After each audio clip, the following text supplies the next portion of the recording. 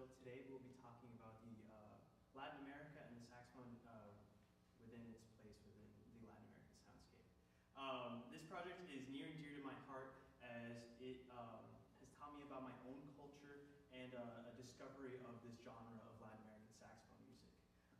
This topic came to me when I visited the Musical Instrument Museum in Arizona. It's the largest instrument museum in North America. And when I was looking in the Latin America section, I was astonished to see each exhibit having a saxophone placed randomly in a corner of it. And this led me to have so many questions and not enough answers told within the museum. So this whole lecture topic idea stems from that, and I'll get right into it.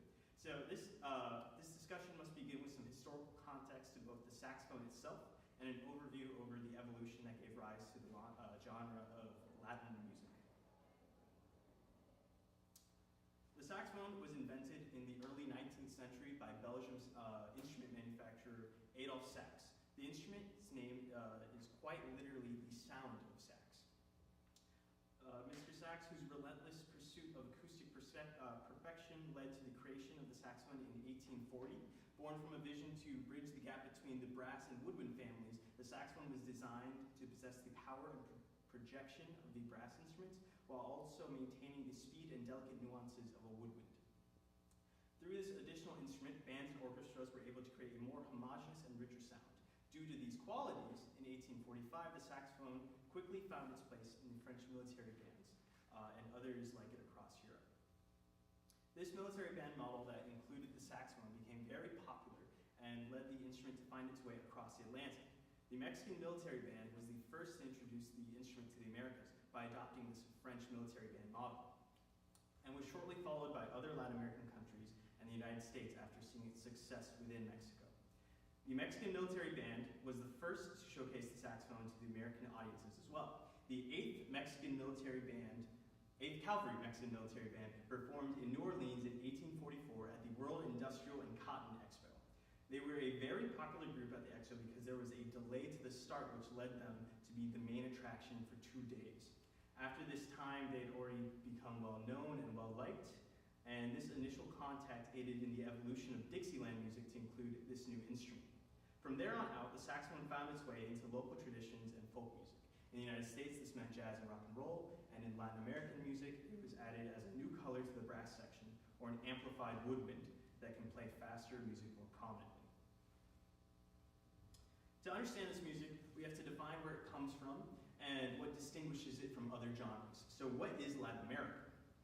Latin America is a collective region in the Americas where Romance languages, languages that were derived from Latin, are prominently spoken. The term was coined in France in the mid-19th century and refers to regions in the Americas that were ruled by Spanish, Portuguese, and French empires. The term does not have a precise definition, but is commonly used to describe South America, Central America, Mexico, and islands of the Caribbean. In a broad sense, it refers to Spanish America and Brazil, but the term Latin America is used more than Hispanic America because that will exclude all the Portuguese, i.e. Brazil, French Guyana, and other small islands in the Caribbean. What is Latin American music? Latin America is a rich fusion of indigenous, African, and European influences, creating a unique blend of sounds, rhythms, and styles that reflect the complex cultural heritage of this region. This history spans from pre-Columbian times to present day, and this evolution can be divided into several key phases, each marked by distinct characteristics and contributions from notable composers. In the pre-Columbian era, indigenous music in Latin America was characterized by a wide range of instruments, including flutes, drums, rattlers, and shakers. Used in various ceremonial and social contexts, this music was very intertwined in the beliefs and social aspects of their daily lives. In the colonial era, with the arrival of the Spanish and Portuguese colonizers, the music scene began to incorporate European elements. The church played a significant role in this period, with sacred music becoming a dominant force. Composers like Domenico Cipolla and Gaspar Fernandez contributed to the development of a unique style that blended these European techniques with local traditions.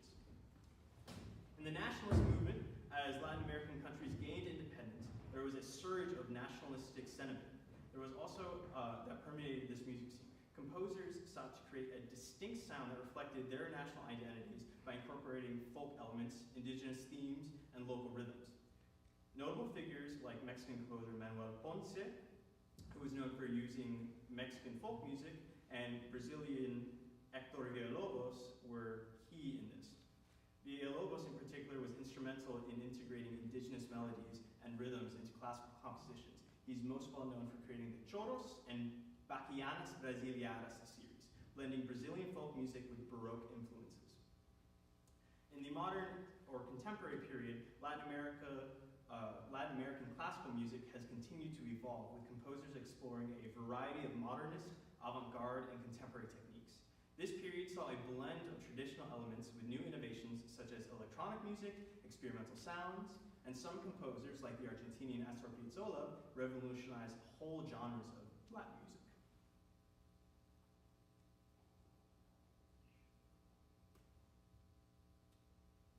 So Western art music, often referred to as classical music, encompasses a broad range of musical styles from the medieval period to the present day. Originating in Europe and later spreading to various parts of the world influenced by European cultural practices, key features of Western art music is a formal structure, where art music often features complex forms such as sonata form, fugues, concerto form, and all have a strong emphasis on harmonic and melodic development.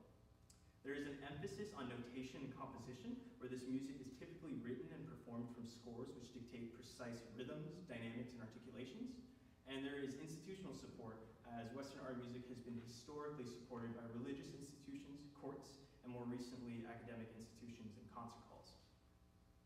On the other hand, Latin folk music is a cultural fusion, a mixing of European, African, and indigenous cultures and music. There is rhythmic complexity due to this fusion, as many genres feature complex rhythms that are often dance-oriented, incorporating African-derived drum patterns and indigenous rhythms. Latin American folk music employs a wide variety of traditional instruments, such as the charango, guiana, marimba, and various types of guitars and percussion instruments as well, which contribute to this distinct sound of each different genre within Latin music. In performance practice, Latin folk music has an emphasis on communal participation, which often involves improvisation, where Western art music focuses on this faithful interpretation of the composer's written intentions. Something that connects both of these cultures is that they are continent-spanning, multicultural, broad sense genres of music. And they share a history in Catholicism.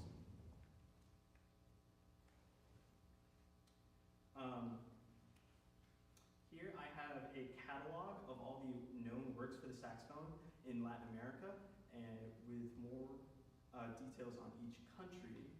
As you can see, there are roughly 2,000 works for the saxophone, and this seems like a lot, but it's honestly not that much, considering this is a whole continent worth of music, while countries like France, Japan, or America each have this many or more works for saxophone.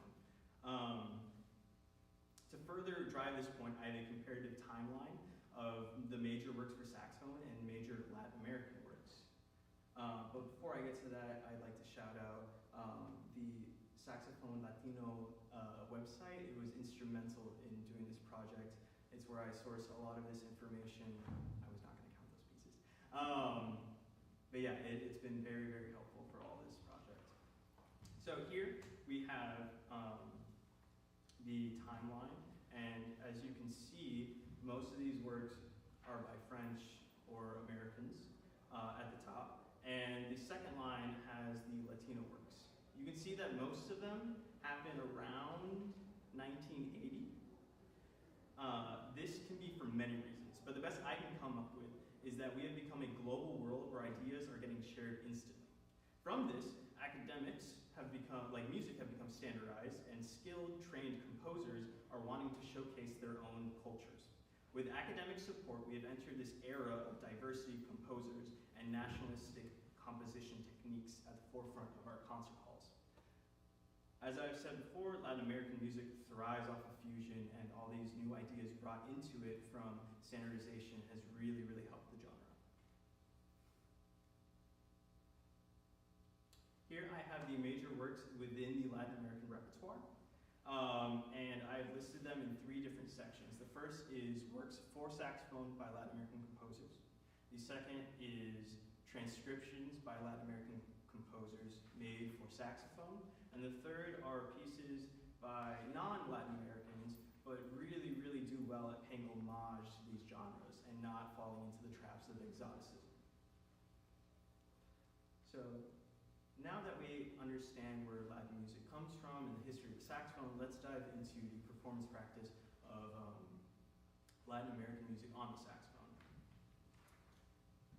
To start, I think a good place is talking about Astor Piazzolla. He was a force within the music world. Talented and passionate towards his craft, Piazzolla is now a household name. Before we dive into this music, let's dive into who he was. Astor Piazzolla, born in 1921 in Mar del Plata, Argentina, lived in New York from the age of 3 until he returned to Argentina as a teenager.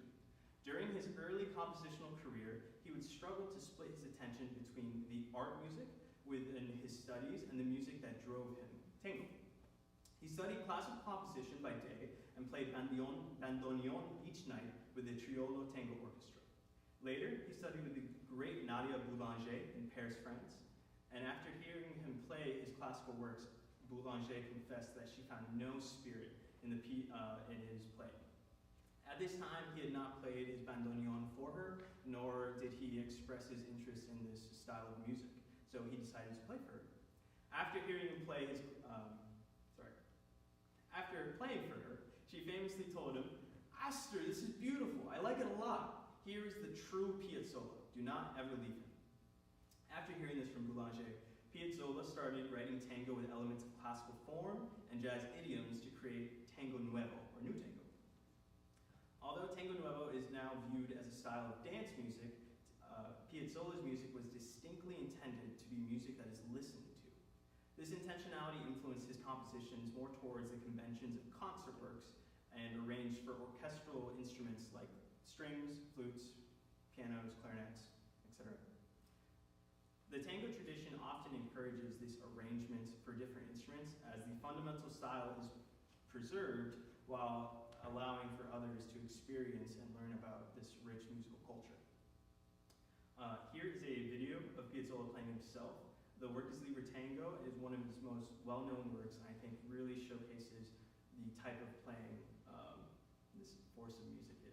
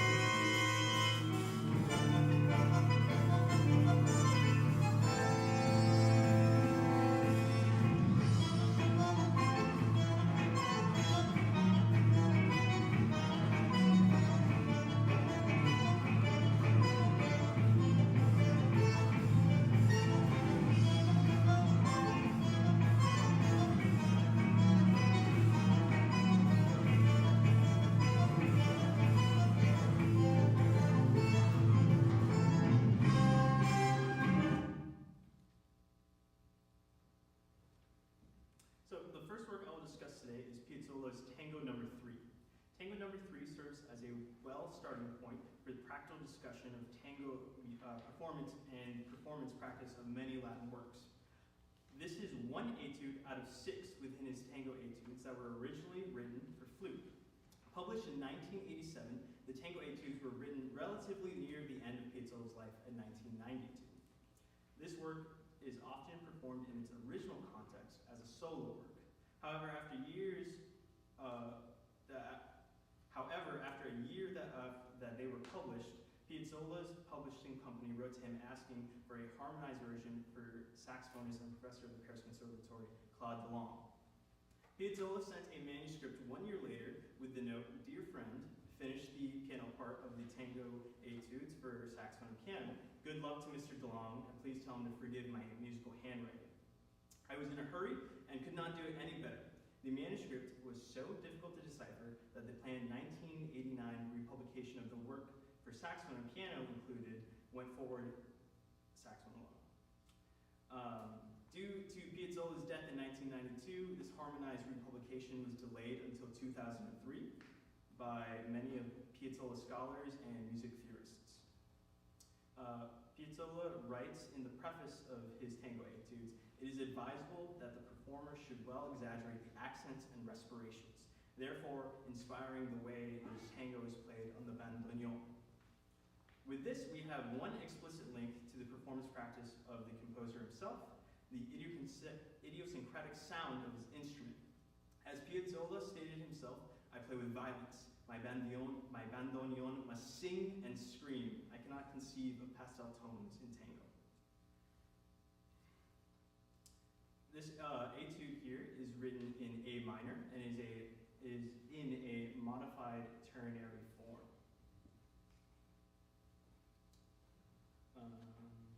Of A, B, C, A. The A section runs from bar 1 to 39 and returns at 61 to the end. This A section consists of an initial 8-bar phrase, which is then set up as a characteristic rhythmic line found in many of Piazzolla's works. This 3-3-2 pattern, which then recurs frequently throughout the entire piece, is always noted with an accent. This rhythm was found within a few works within the golden age of tango and has become most associated with Piazzolla and his works as a modified version of the milonga tango rhythm, which emphasizes asymmetry.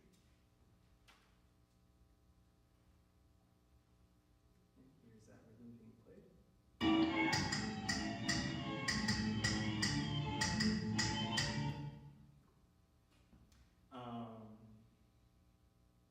Cool. So I will now showcase this 3-3-2 pattern, and which is the modified milonga tango rhythm. So first, I will play the opening line of this piece without any emphasis.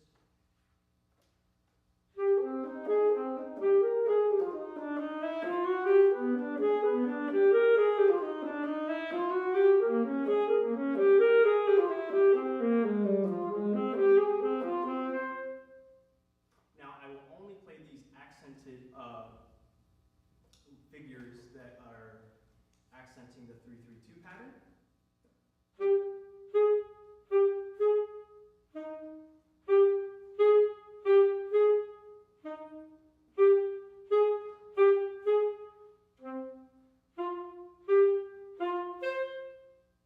Now, putting them all together, we get this modified milonga tango rhythm.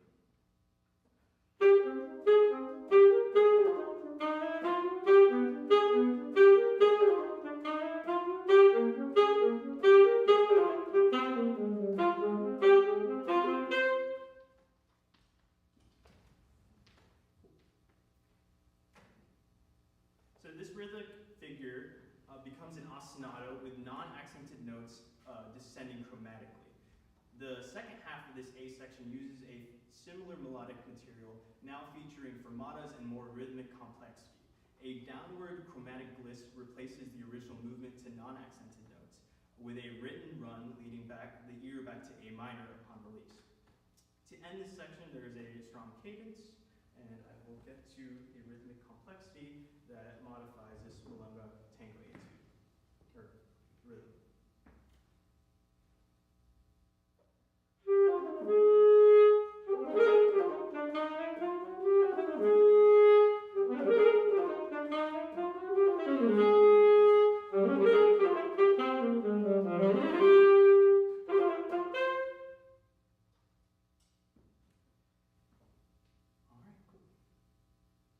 Now, getting into the B section, it is constructed from a 4-bar sentence that creates 2 8-bar phrases. The 3-3-2 pattern continues with accented notes highlighting the rhythm, although unlike the A section that used this rhythmic ostinato to raise the melody higher and higher, this section contrasts as the B theme descends towards the next accented note. The first and third sentence in the B section breaks away from the 3-3-2 pattern by accenting each beat leading to a cadence point. This rhythmic acceleration, denoted by accents, readies the listener for the next phrase.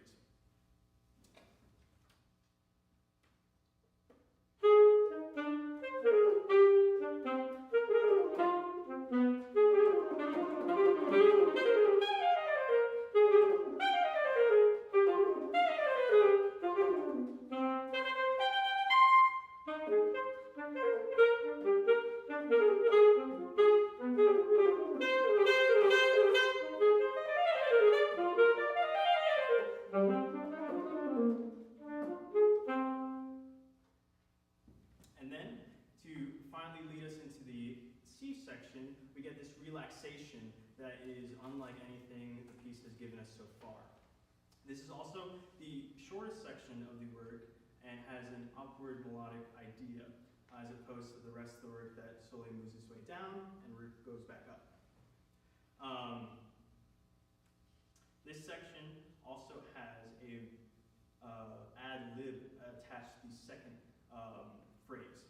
This gives the performer the right to interpret the music as they see fit and gives way to improvisational aspects of tango music while also keeping to Piazzolla's vision of the piece.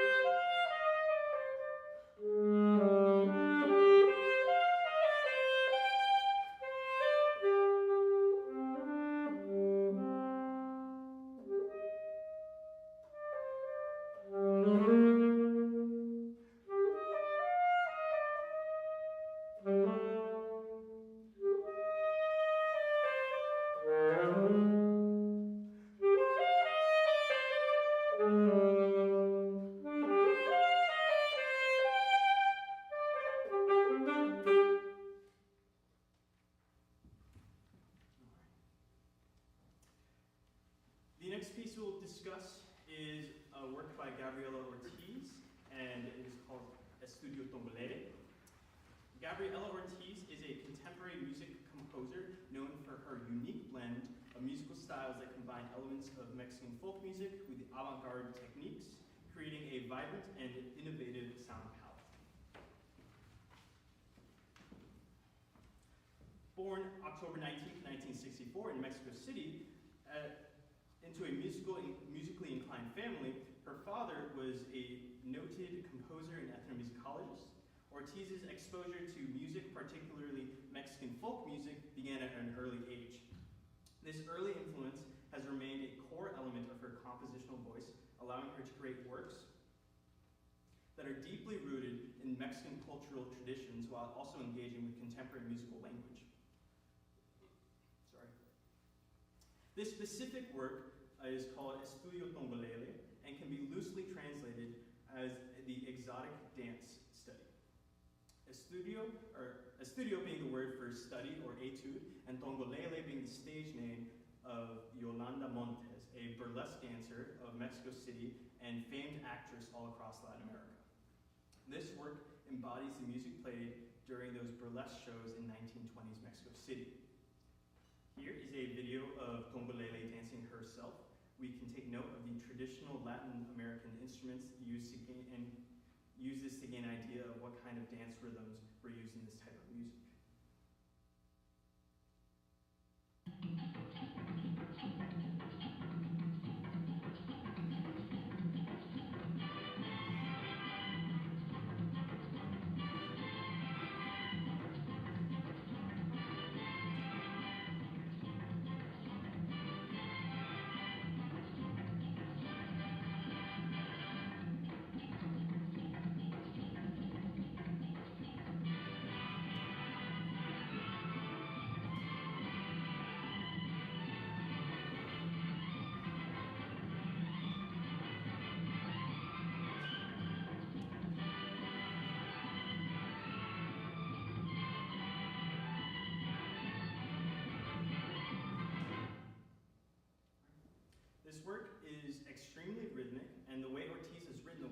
obvious that she was inspired by Latin rhythms, or a Latin rhythm section. Being a saxophone and maracas duo, this is one of the less common saxophone and percussion groupings, but works really well as both instruments can fill many roles in the rhythm section. Depending on the way maracas are used, they can resemble an entire drum kit or any unpitched percussion sound, leaving the saxophone to produce the tonal qualities from this rhythm section, like congas, bongos, or other pitched drums. The backbeat of this work is played in the maracas part, and it is a chapeo con fondeo rhythm. This is a modified version of cascara de timbal rhythm and means anchoring. Chapeo is slang for the metallic side panels on a drum and is tapped, and fondeo is the ground. This is divided in each hand, where the right hand plays the timbales part of the cascara de timbal rhythm heard here, and the left plays the clave line.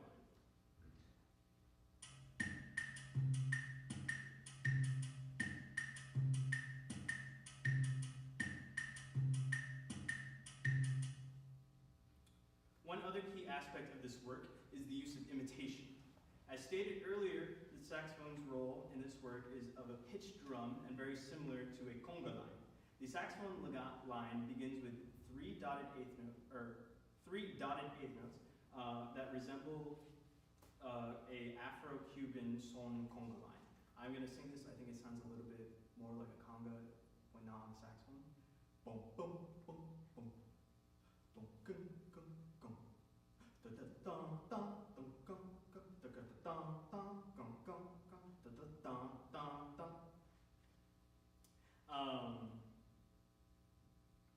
Cool. The chapeo con fondeo, or cascara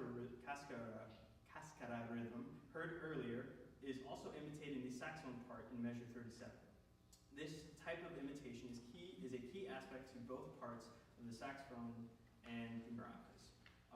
The saxophone line also has a written play like an echo, which calls for repeated ideas that are played slightly quieter, but keeping the same sort of energy.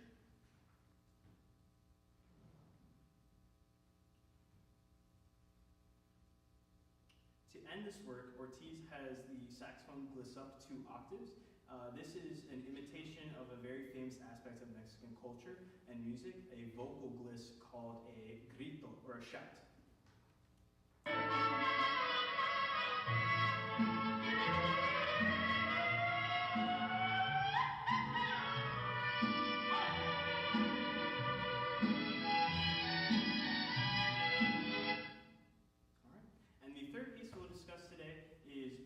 Rodriguez's diptych for a lockdown. Some background on Rodriguez: he was born in Caracas, Venezuela. Andres Eloy Rodriguez is a flautist, composer, educator, and conductor. He has been the professor of flute and chamber music at the Simón Bolívar University School of Music, or otherwise known as Sistema. This piece was written for Dr. Tim McAllister as a part of the recording project on the album Project Encore. When written in 2020, this work consists of 2 contrasting movements, evocation and aldemariado. As a flautist, Rodriguez was inspired to compose the work in the format of the works of flute and piano used by the French school of flute playing in the period known as the Belle Epoque. At this time, in the Paris Conservatory, to graduate you needed to play a work that was commissioned by a specific composer annually. This piece was typically played in 2 parts, a slow movement and a fast movement. From this selection of works that the Paris Conservatory commissioned, there's a huge number of works that follow this format, which are an obligatory part of the flute repertoire. Inspired by those works, which showcase virtuosic playing, Rodriguez wanted to compose works that also showcase all that the saxophone has to offer. Formatting the work in this way, Rodriguez chose to name the work a diptych. Typically, diptychs follow under the visual arts medium, as they are made up of 2 contrasting images that create one overarching idea. This can be as simple as the black and white image on the screen, or as complex as a portrait of, let's say, a man and a woman facing each other. The point of a diptych is to convey a contrasting idea. As you can probably assume, this work was inspired by the COVID-19 pandemic the world faced in 2020. The first movement, titled Evocation, is a slow, folk-like tune and character. It showcases the expressive qualities of the saxophone,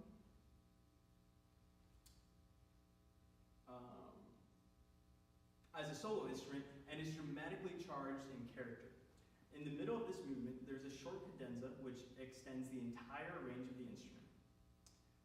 The title Evocation is used because this motif that begins and ends the movement with a repeated E fanfare that jumps down a minor seventh is repeated multiple times. And this repeated dissonant interval is used to represent the inescapable cycle that the pandemic brought up.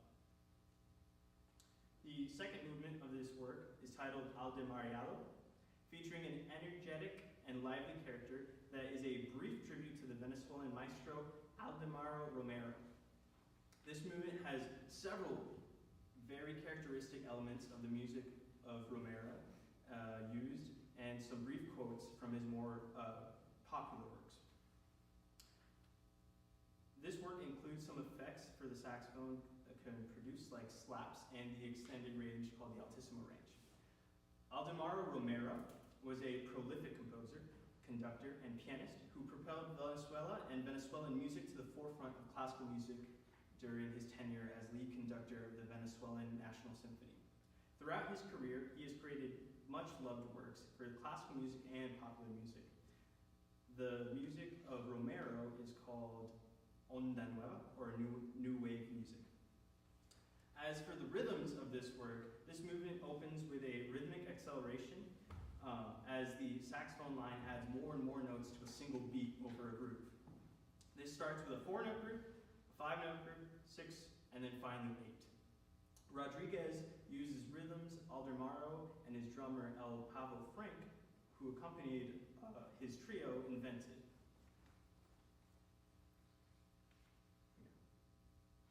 And so here I have a video of that trio with Aldemaro, El Pavo Frank, and his guitarist all playing, so you can hear what these guys sounded like.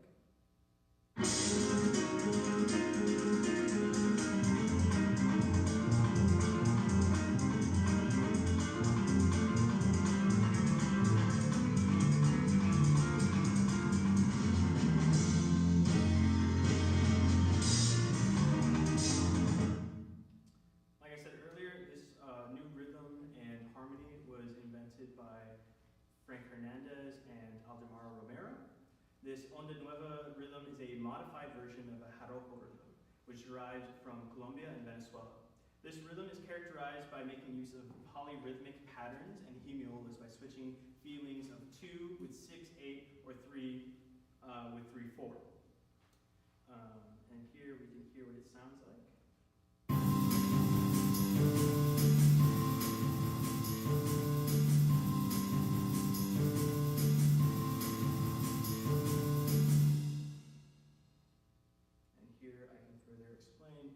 Polyrhythmic feeling.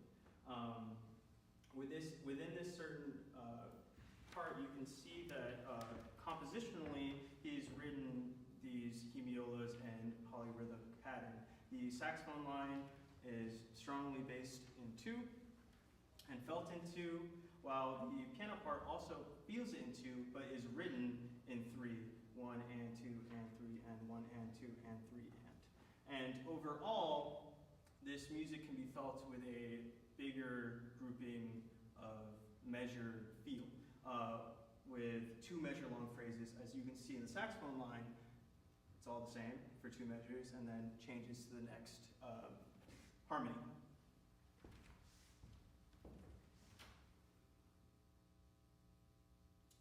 So the last big feature of this piece is another effect for the saxophone, slap tonguing.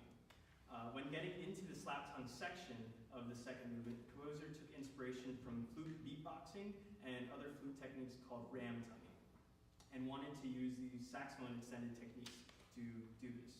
To create this effect, he calls for a slap tongue, which is where the saxophone player will create a suction with the reed and the tongue, and when the tongue is pulled off of the reed, it will create a pizzicato staccato-like sound, slap sound. You can hear that. And it'll sound.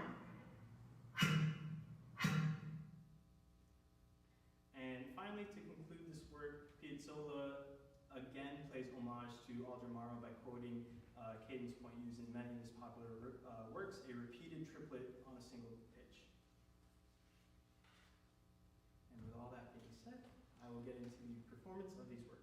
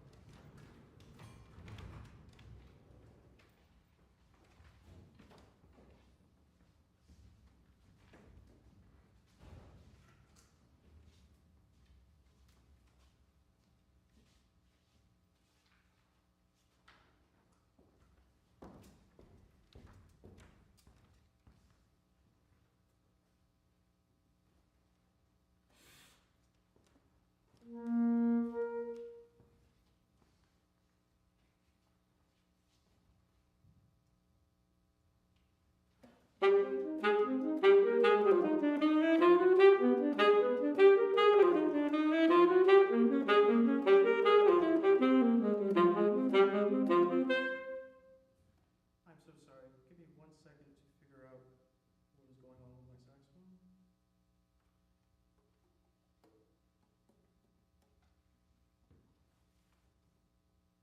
I will be right back.